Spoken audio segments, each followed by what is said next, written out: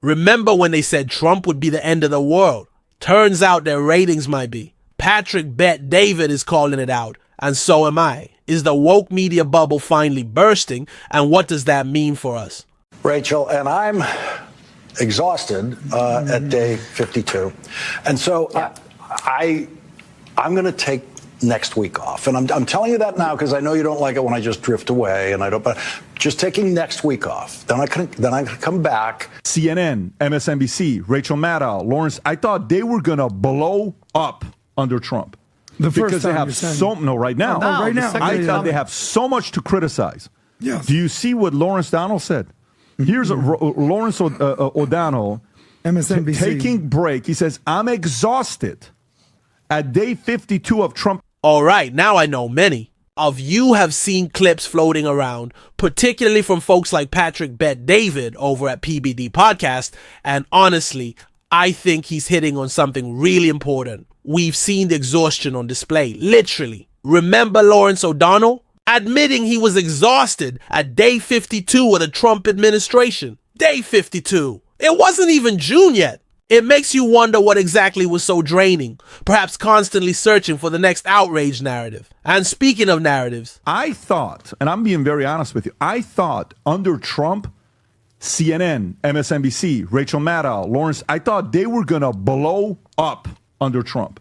Because they have right now. Right now. I thought they have so much to criticize. Yes. Do you see what Lawrence Donald said?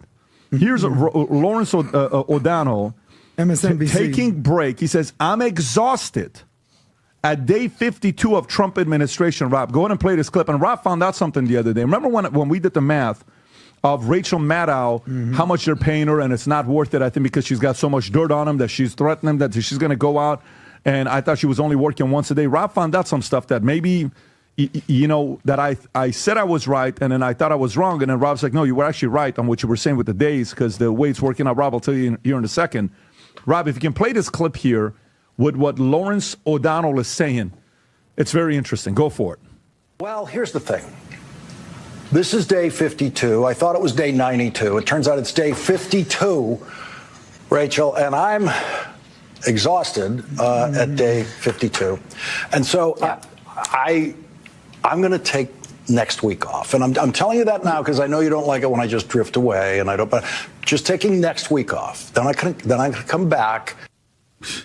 Okay. Rob, what did you learn about Rachel Maddow? So Rachel Maddow's contract, the one that she had a $30 million contract, they renegotiated it down to $25 million a year.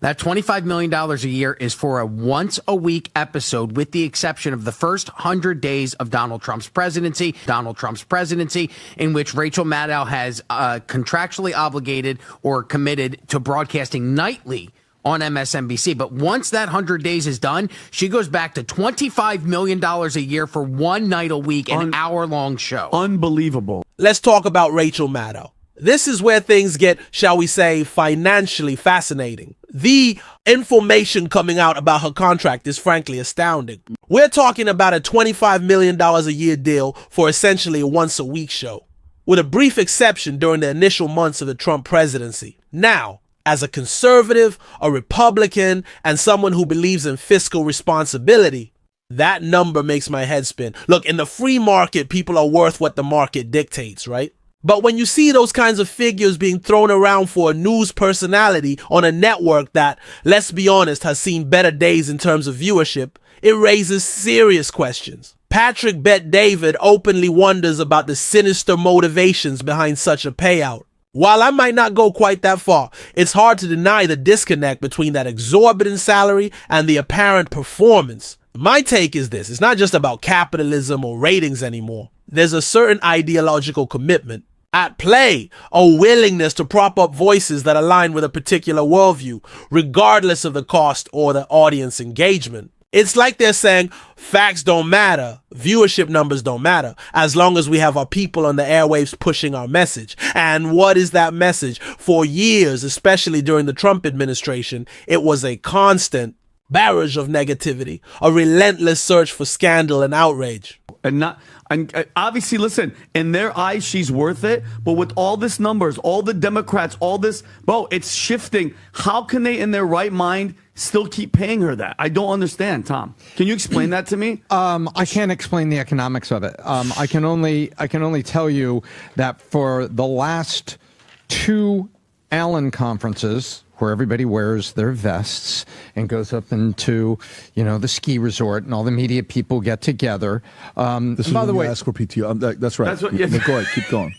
yeah, and so basically, I'm not making fun of it. I'm kind of jabbing at it a little bit. But during that conference, there's a lot of technology that's talked. There's a lot of very meaningful stuff that affects our lives is talked about. But guess what? There's been 2 guys walking around, one of them trying to sell MSNBC, CNBC, and a bunch of other channels. Hey, we're going to spin them off as a package. You want to buy it? And you've had David, Zaz, as they call him, the Warner Brothers owner of CNN, has been trying to sell CNN. Mm-hmm. And the good news, by the way, I had to make a conclusion from 2 different. PBD mentioned how he initially thought CNN and MSNBC would blow up under Trump because they have so much to criticize. And they certainly tried. But what happens when that constant state of alarm starts to ring hollow? What happens when the audience frankly gets tired of being told the sky is falling every single day? We're seeing the consequences now. Stories I read, so I can't say that someone said this exactly, but I'll tell you what I inferred, and I believe I was making a fair inference of it. They love the fact that Caitlin Collins is only on a $3.5 million contract, and she's actually holding her own as an anchor in the seat. Mm-hmm. But they love the fact that she's $3.5 million. You know why? Because when they go to the next guy, hey, guess what? And when you buy CNN, you get Caitlin Collins, and she's on a rookie contract. Yeah. We've been having to chop everybody else's contract, and we took Jim Acosta, we moved him to midnight, made him quit. It was such a cool trick. Good job. And we got rid of that contract, and then we're cutting everybody else. We cut Tapper, we cut all these people. But guess what? You get the rookie in the anchor chair, and she doesn't cost much. What about Anderson Cooper? We're going to cut him too, but we got to wait. We need an opportunity to do it. That's what's going on. And now Lawrence O'Donnell is out there. And by the way, if you don't read literature, you won't understand this. Like Don Quixote, he's worn out. Because what did Don Quixote do? He hallucinated and he thought the windmills were monsters and he kept attacking the windmills until he kept falling off his horse. Well, guess what, Lawrence O'Donnell? You've turned things into, you're hallucinating. And now you're really tired of it. Well, you're tired of what? You're tired of trying to find a point you're going to make, And you know what? Come sit down on the podcast. Explain to us. We'd love to hear it. Where do you think this goes? Where do you think this ends, Lawrence?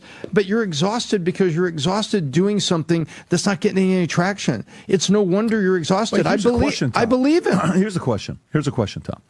Why did the right do so well under Biden? Why? And by the way, here's the other part. Why did CNN do so well under Trump?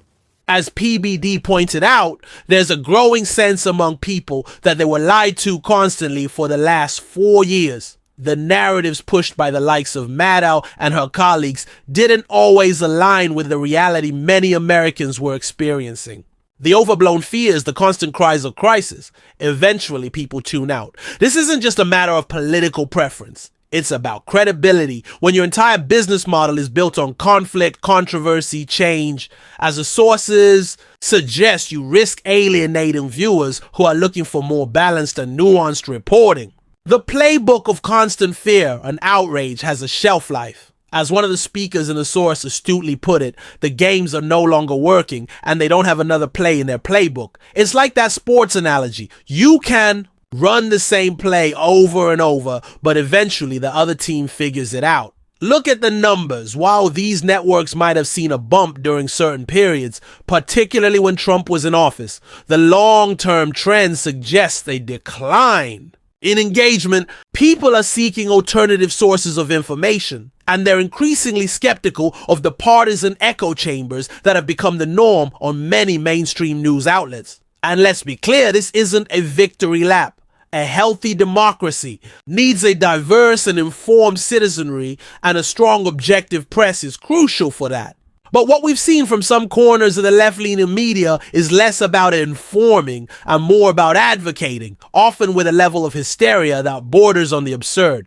Patrick Bet-David questions why outlets like CNN and MSNBC continue to invest so heavily in personalities like Rachel Maddow, especially if the return on investment in terms of viewership doesn't seem to be there. His theory about something more sinister going on might be a bit strong for my liking, but the underlying question is valid. Are these decisions driven by financial considerations or by a desire to maintain a certain ideological stronghold, regardless of the market realities? The first time around. Because with Trump, it was fear. It was the end of the world. It was Hitler. It was he's going to end everything. He's going to start the war. It was Russia collusion, Russia agent bullshit. And the administration could have executed better with greater clarity on some key points. Sure, because there was a lot of people, you know, the swamp and all this other stuff. A lot of people were getting fired going in and out. But so the only reason they're not exceeding is why? They would be exceeding if what? If they couldn't get the actual facts out and the public couldn't talk about it. One of my opinions, like, if there was something truly negative to hit that the American people would believe. That's it. My own opinion leans towards the latter. There's a deeply entrenched belief within these organizations that their perspective is not just one viewpoint among many, but the correct and morally superior one. And they are willing to pay a premium to keep those voices amplified, even if it means losing money in the process.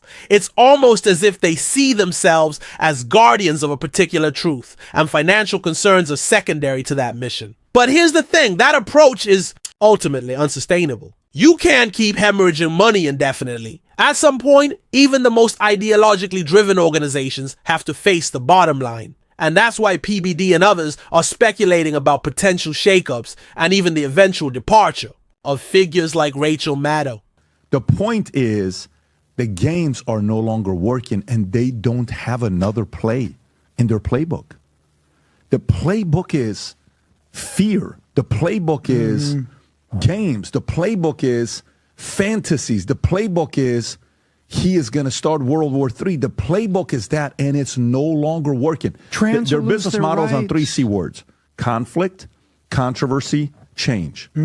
So you can't go after girls, because you did that in 2015, 2016.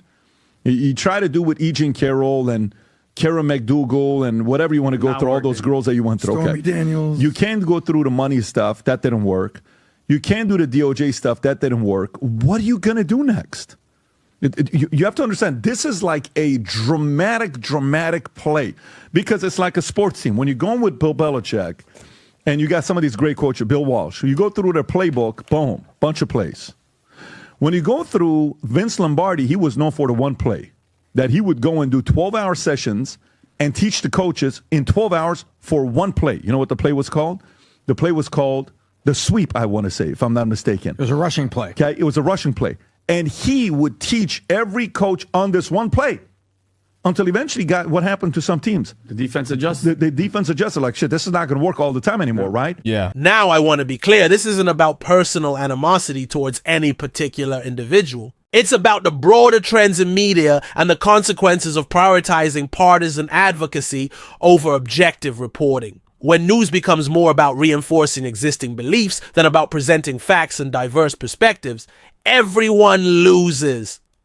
Conservatives and Republicans, we've often felt the sting of biased reporting. But the current situation isn't just about one side versus the other. It's about the erosion of trust in the media as a whole. And when that trust erodes, it makes it harder for all of us to have informed and productive conversations about the challenges facing our nation. So what's the takeaway here? I think Patrick Bet-David is right to call attention to the financial realities and the questionable decision-making at some of these major news outlets. The exhaustion of figures like Lawrence O'Donnell and the exorbitant salaries of individuals like Rachel Maddow are symptoms of a deeper problem. The old playbook of fear and outrage is losing its effectiveness, and the audience is increasingly looking for something different. Whether that something different is more balanced reporting, independent voices, or simply a break from the constant negativity remains to be seen. But one thing is clear, the media landscape is changing, and the old guard is facing some serious headwinds. What do you all think?